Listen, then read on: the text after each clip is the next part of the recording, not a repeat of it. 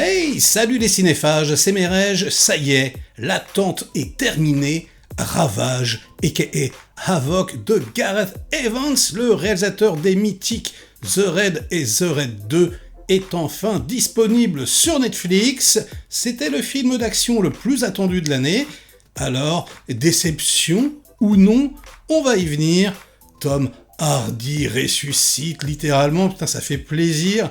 C'est vrai que dernièrement, il s'était enfermé dans ses marvelleries exécrables, et là, de le revoir dans un vrai putain de rôle badass, ça fait trop plaisir, j'adore ce mec, et c'est probablement la meilleure chose du film, c'est lui, il est investi, il y croit, il est massif, colossal, il en impose, il dégomme des têtes, des coups de tête, des coups de genoux, il les embroche, il les atomise, il y a du gunfight, des balles dans la tête, bref, tout ce qu'on aime, hein, nous les gros amateurs d'action bien bourrines. Alors Gareth Evans, il avait fait monter la pression, le film a été tourné en 2021, et je fais une petite parenthèse, hein, il n'y a pas eu de reshot, en fait. Il n'y a pas eu de reshot pour améliorer le film. Non, il fallait juste qu'il filme des petites choses complémentaires, donc des scènes en plus, pour terminer le film. Mais ils n'ont pas pu le faire, parce que grève des scénaristes, parce que le cast d'origine, pour les réunir à nouveau, c'était compliqué, parce que Covid, parce que ce que vous voulez. Mais voilà, il n'y a pas eu, si vous voulez, de Josh Whedon sur le film, d'accord ? C'est vraiment la vision de Gareth Evans, et ça reste un film 100% Gareth Evans, il n'y a pas de compromis, si vous voulez.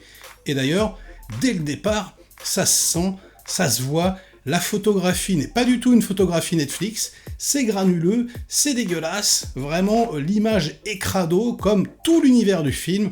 On représente la ville comme ça, comme une sorte de Gotham City bien dark, avec des tons très noirs, très rouges. On rentre dans le vif du sujet tout de suite avec une poursuite de bagnole qui est assez estomacante, j'ai trouvé, avec la caméra qui va... Alors, c'est en synthèse, et oui, certains effets spéciaux se voient un peu, mais globalement, moi j'ai trouvé ça quand même assez bien fait, et surtout très très novateur. Donc on a la caméra qui fonce comme ça, très très vite à côté du camtar, qui évite les voitures, etc. C'est une caméra, et là, c'est vrai que ça m'a surpris. Je m'attendais pas à ça, pourtant j'aurais dû, parce que c'est vrai que The Raid c'est comme ça, hein, c'est une caméra portée très viscérale, on va dire.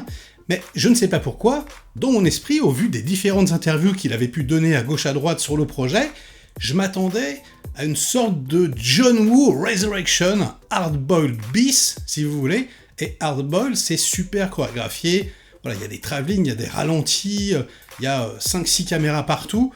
Là, c'est pas du tout le cas. Là, on sent vraiment que l'inspiration, finalement, vient plutôt du côté de Sidney Lumet, et surtout de Ringo Lam. Ah ouais, le Ringo Lam de Full Alert, avec vraiment cette caméra à l'épaule, beaucoup plus réaliste, beaucoup plus documentaire, si vous voulez, mais qui aurait été remis au goût du jour, avec des effets numériques. Donc dans la poursuite du début, il va se permettre des petites choses très très intéressantes, il va suivre les voitures, il va faire des petits zooms avant, alors que ça continue de bouger, etc. Ça, on sent que c'est contrôlé par ordinateur, mais c'est extrêmement efficace, et puis au niveau de la spatialisation de l'action, on repère tout, c'est très très bon. Et donc dans les scènes de baston, parce que ce sont vraiment des scènes de baston, hein, vous n'attendez pas à des combats comme dans The Raid, là c'est à base de coups de coude, de coups de tête, voilà, je t'embroche, je te mets des clous dans le cou, etc. Je pète le sol avec les pieds, enfin, c'est ultra brutal, vraiment, c'est excellent, c'est totalement nihiliste, tout est crade, tout est sale, tous les personnages quasiment n'ont plus de morale, sont désabusés, etc. Donc ça, pareil, ça me plaît, c'est cool. Après, on va dire que le scénario est pas le plus incroyable du monde, mais pourtant, il aurait gagné à être plus simple, je pense. Et ça, Gareth Evans, je crois que, il a un peu la folie des grandeurs, et je pense qu'au final, c'est quelqu'un qui est meilleur lorsqu'il a un high concept ultra simple, ultra épuré. Donc là, il essaye de te faire vivre des persos, il essaye de te raconter un truc un petit peu plus profond que ce qu'il aurait pu faire dans sa jeunesse, par exemple, sauf qu'il n'aurait pas dû. Je veux dire, entre The Raid et The Raid 2, The Raid 2 est beaucoup plus sophistiqué, mais la simplicité du premier, elle éclate tout. Et là, franchement, ça aurait mérité que Tom Hardy accompagne juste, alors voilà, on va essayer de sauver le fils d'un politicien, il aurait fallu qu'il soit avec lui, je pense, pendant tout le film, et que ça soit une course-poursuite, et c'était parfait. Là, on essaye de vivre des persos, donc Timothy Olyphant, par exemple, Forest Whitaker, blabla, la nana qui l'accompagne, il y en a même des persos qu'on voit pas mais qui existent en off, sa femme, sa fille, tout ça. C'est trop, il y a un trop-plein, et du coup on n'a pas le temps de développer tout le monde, si vous voulez. Alors que si on avait resserré sur juste un truc limpide, hein, voilà, comme The Raid, ça faisait un peu jeu vidéo, ça faisait un peu voilà, la tour de la mort, hein, évidemment, le jeu de la mort de Bruce Lee. Bah, très très simple, on monte des étages, on éclate tout le monde. Je pense que ça aurait été beaucoup plus efficace. Donc Gareth, si tu me regardes, simplifie. Simplifie, bonhomme, on s'en fout. Nous, on est là pour voir des mecs se foutre sur la gueule, pour voir des gunfights. Et c'est pareil, ça met un petit peu de temps à arriver quand même. Hein. Voilà, ça dure 50 minutes, facile. Alors il y a il y a un petit gunfight mini, il y a la poursuite du début. Et bon, il se passe pas grand-chose. Et puis, heureusement, les 40 dernières minutes, c'est quasiment de l'action non-stop. Et là, putain, merci Jude Power. Donc Jude Power, c'est un chorégraphe d'action anglais qui a travaillé avec les plus grands, avec Choi Ark, avec Jackie Chan, avec Gareth Evans, évidemment, déjà, et notamment sur Gangs of London. Je rappelle, hein, la série qui éclate tous les potards en matière d'action, c'est incroyable. Et du coup, là, on peut lui dire merci, quoi. D'ailleurs, sur la photo, vous voyez, la caméra qu'il a, avec ce petit volant, quoi, qui sert à faire les petits désaxés pour suivre vraiment le mouvement des cascadeurs dans l'espace. C'est très très bon, mais là, on va vraiment chorégraphier tout de A à Z. C'est-à-dire que le film est 100% storyboardé. Il y a toujours un point de début, deux milieux, deux fins. Donc on a par exemple 4 mecs qui se foutent sur la gueule, et à la toute fin, on va voir un mec popper à l'arrière, par exemple. Et quand on change de plan, on va récupérer l'action avec le mec qui est derrière. Pareil, il se fait cassagner à un moment donné, Tom Hardy, il a la gueule dans un trou, il y a un trou sur le plancher, il regarde dans le plancher, et il voit son pote se faire fumer en dessous, etc.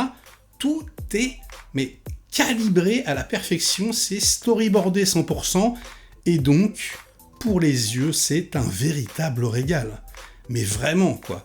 Et au niveau de la spatialisation, le fait de faire ces petits panneaux à gauche, à droite, on sait parfaitement où sont placés les méchants, les gentils, c'est magnifique.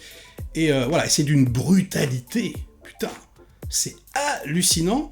Donc Jude Power, par exemple, c'est le mec qui était responsable du seul truc de bien dans Farang, de Xavier Jans, hein, c'est la fameuse baston dans l'ascenseur. Il est vraiment capable, quand il met le paquet, d'égaler les meilleurs. Et d'ailleurs, à propos de Xavier Jans, qui était également réalisateur sur la série Gangs of London, mais qui chorégraphiait pas les scènes d'action, et bien là, il est réalisateur seconde équipe. Et quand on lit ses interviews, il est très très humble. Il dit qu'il s'est vraiment mis au service de Gareth Evans, qu'il a appris comme un élève, et il explique donc que tout est storyboardé de A à Z, que rien n'est laissé au hasard, etc. Et qu'il a essayé de réutiliser tout ce qu'il avait appris justement sur Farang.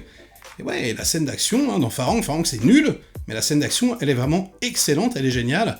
Donc bravo franchement à toute l'équipe, bravo aux cascadeurs, bravo à Tom Hardy qui pour une fois sort les doigts, est vraiment massif, impressionnant, ça fait plaisir. On a aussi au niveau de la musique, quelque chose que j'aime beaucoup, moi, c'est une nappe, je sais pas comment expliquer, mais c'est plutôt une nappe, comme un battement de cœur vénère, comme ça, voilà, comme quelque chose qui est prêt à exploser. J'ai vraiment bien aimé. L'atmosphère de la musique contribue vraiment à cette ambiance crasseuse, poisseuse, dégueulasse, sombre, sans issue, sans espoir, nihiliste, tout ce que vous voulez. Et donc, oui, le film est une déception, si vous voulez, quelque part, parce que j'en attendais trop. Voilà, parce que je m'étais imaginé le nouveau Hardball, je m'étais imaginé le nouveau Time and Tide, alors qu'en fait, on est plus, encore une fois, dans le nouveau Full Alert, le nouveau Ringo Lam, quoi. Et quelque part, il m'a pris par surprise. Je m'y attendais pas, et finalement, j'aime beaucoup ça. Parce que il a montré beaucoup d'humilité, Gareth Evans. Il n'a pas pompé. Il a essayé de trouver son propre style, d'amener cette caméra portée à un autre level, quelque part où on l'avait jamais vu, et je trouve qu'il réussit franchement son coup. Donc ouais, le scénar est pas fou, les personnages secondaires sont pas ultra développés, etc. Mais globalement, tout de même, pour les 45 dernières minutes, ça envoie du très très lourd, hein, et surtout pour une production Netflix. Donc, ne boudons pas notre plaisir, les enfants. Bravo, franchement, à Gareth Evans. C'est pas son meilleur film, clairement pas. Et c'est vrai que c'est pas le meilleur film d'action Netflix non plus. Ça reste pour moi Tyler Rake, qui est vraiment un cran au-dessus, je trouve, en termes même de chorégraphie, d'action et puis de générosité. Bon, il n'y a pas le même budget, hein, évidemment. Mais tout de même, quoi, ça fait du bien par où ça passe. Et sur ces bonnes paroles, ce sera la fin de la critique, mais pas de la vidéo, car vous le savez, désormais, sur la chaîne se cache une image subliminale, l'image d'un film. Voilà, je peux la planquer n'importe où, hein, du début à la fin. Alors attention, clignez pas trop des yeux, essayez de la repérer, et si vous avez le titre du film, eh bien écrivez-le moi en commentaire. Et dans la critique précédente, il fallait reconnaître Kids Return de Takeshi Kitano. J'adore ce film. Voilà, vous avez été quelques-uns à trouver, c'était pas facile. Bon courage pour l'image subliminale du jour. Et sur ces bonnes paroles, ce sera la fin de la vidéo. Likez-la si elle vous a plu, diverti un minimum. Délikez-la sinon, inondez-moi de commentaires comme d'habitude pour faire marcher le petit robot YouTube. Et nous, on se retrouve très vite pour de prochaines aventures. Ciao!